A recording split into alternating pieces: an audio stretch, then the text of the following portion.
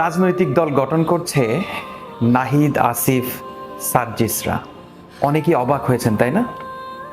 যে ছাত্রগুলো রাজনীতিকে বন্ধ করার জন্য, বাংলাদেশে অপসংস্কৃতি নামক এই রাজনীতিকে বন্ধ করার জন্য রাস্তায় নেমেছে, যুদ্ধ করেছে, তারাই এখন রাজনীতি করবে?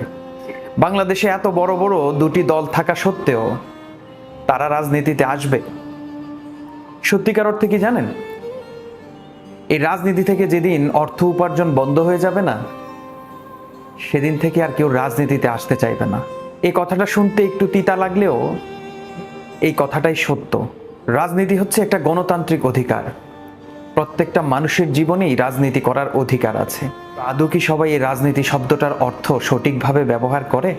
রাজনীতি নামক এই রাজ্যের নীতি নির্ধারক যারা চেয়ারে বসে, তারা কি আদৌ নিজেদেরকে সঠিক জায়গায় সঠিক সময়ে ব্যবহার করতে পারে?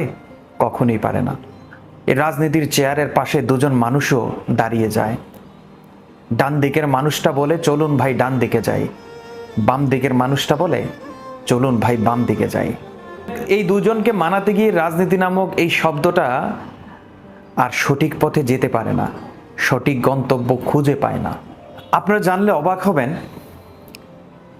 নাগরিক শক্তি নামক একটি রাজনৈতিক দল ইতিমধ্যেই গঠিত হয়ে আছে। এই কথাটা এখন সোশ্যাল মিডিয়াতে আস্তে আস্তে বেরিয়ে আসছে, বা এই কথা নিয়ে অনেকেই আলোচনা করছে।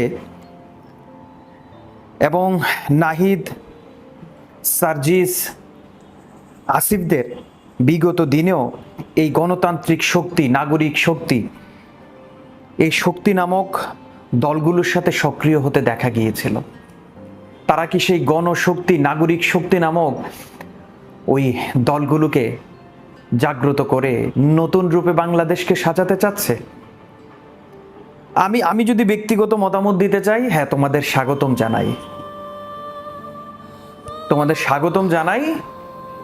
কিন্তু আমরা তোমাদের কাছে ওই রাজনীতি চাই না যে রাজনীতিতে বাক স্বাধীনতা হারিয়ে যায়। আমরা তোমাদের কাছে সেই রাজনীতি চাই না যে রাজনীতিতে রক্ত ঝরে। আমরা তোমাদেরকে সেই রাজনীতিতে চাই না যে রাজনীতি সত্যকে সত্য, মিথ্যাকে মিথ্যা বলতে ভয় লাগায়।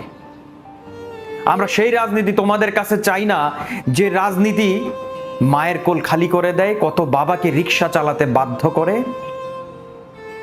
আমরা সেই রাজনীতি চাই না যে রাজনীতি আমার ক্যাম্পাসটাকে মৃত্যুপুরী বানিয়ে ফেলে। আমরা তোমাদের কাছে সেই রাজনীতি চাই না যে রাজনীতির জন্য আজকে কত মায়ের বুক খালি হয়ে, যে রাজনীতির কারণে আবু সাইদরা পৃথিবী ছেড়ে বিদায় নিতে হয়েছে।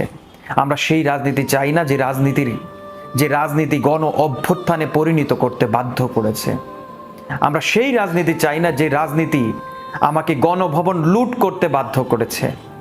আমরা সেই রাজনীতি চাই না যে রাজনীতি সংসদ ভবনে গিয়ে পায়ের উপর পা চাপিয়ে সিগারেট টেনে উৎসাহ করতে বাধ্য করেছে। আমরা সেই রাজনীতি তোমাদের কাছে চাই না। যেভাবে তোমরা টেনে নামিয়েছো, তোমাদেরকেও এক মিনিট ওখানে বসার অধিকার দিবে না, তোমাদেরকেও টেনে নামাতে এক বিন্দু দ্বিধাবোধ করবে না বাংলাদেশের মানুষ। পুরনো দিনকে ভুলে নতুনভাবে বাংলাদেশকে সংস্কার করো, এটাই তোমাদের কাছে চাওয়া পাওয়া।